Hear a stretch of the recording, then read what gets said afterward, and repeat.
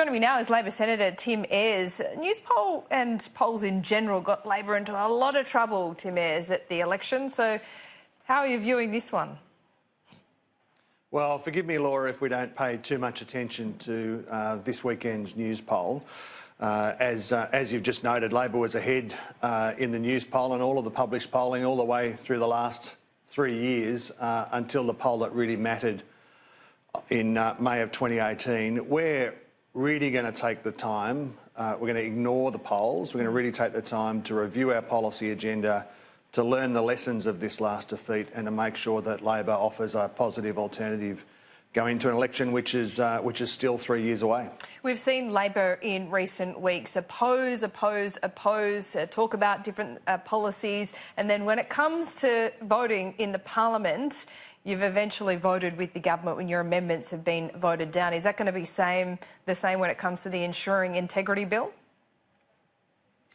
Well, in relation to all of that legislation, Labor made careful judgments about amendments that would improve the legislation. There are some important principles there, and we've made judgments in some of those cases to ultimately allow the legislation through. In terms of the Ensuring Integrity Bill, Labor will vote against the bill.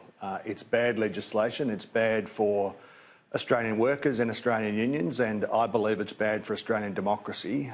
We will be voting against that legislation this week. Why? If the unions aren't doing the wrong thing, they have nothing to fear. Oh, well, I don't think that in any Western democracy people should tolerate governments choosing who union leaders are, changing well, the way that Anthony Albanese is, isn't union he, members in talking about John Setka?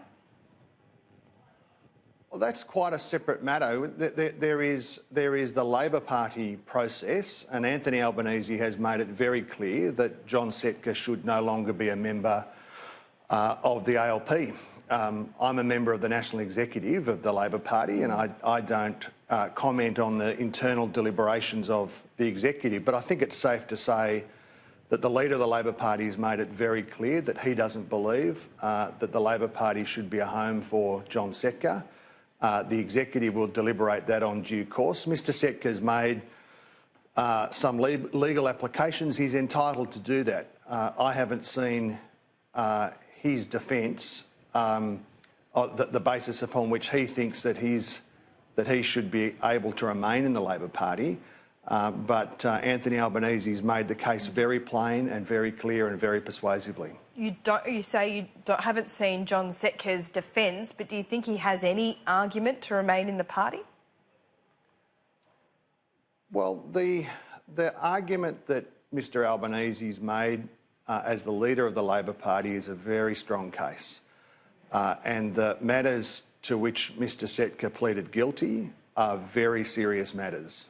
As I say, I'm a member of the National Executive. I'll wait to see the papers that are provided and hear Mr Setka's representations. So you're reserving your judgment, political party should have the... Is that right? Are you reserving your judgment, or will you back in Anthony Albanese?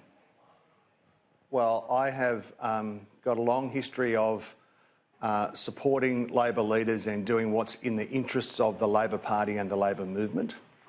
And Anthony Albanese has made a very persuasive case that John Setka should no longer be a member of the Labor Party. How damaging has John Setka been to the union movement, do you think?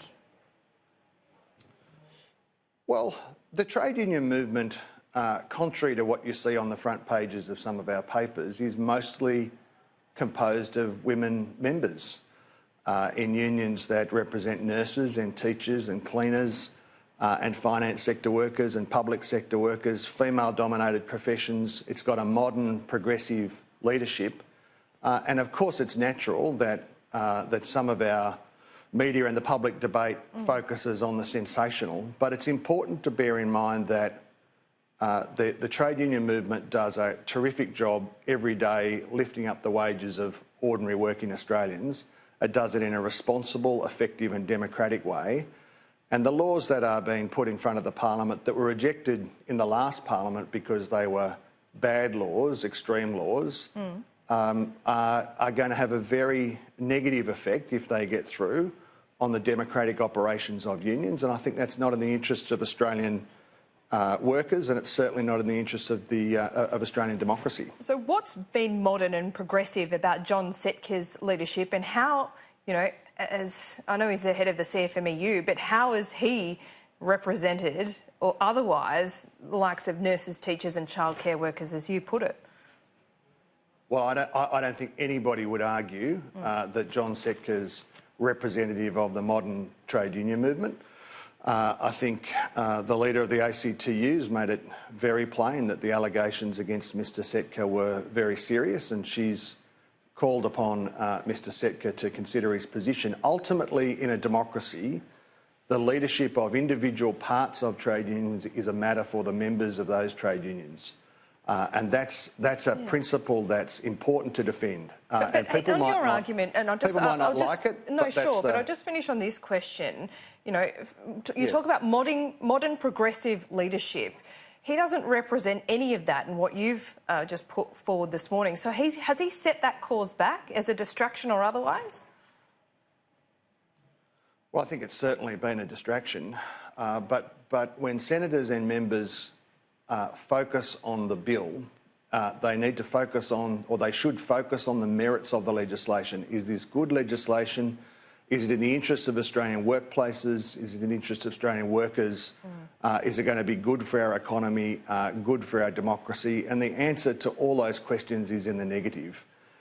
Making laws because people have strong views about one person in the trade union movement isn't a very good start, and I think we need to focus on the merits of the legislation, Laura.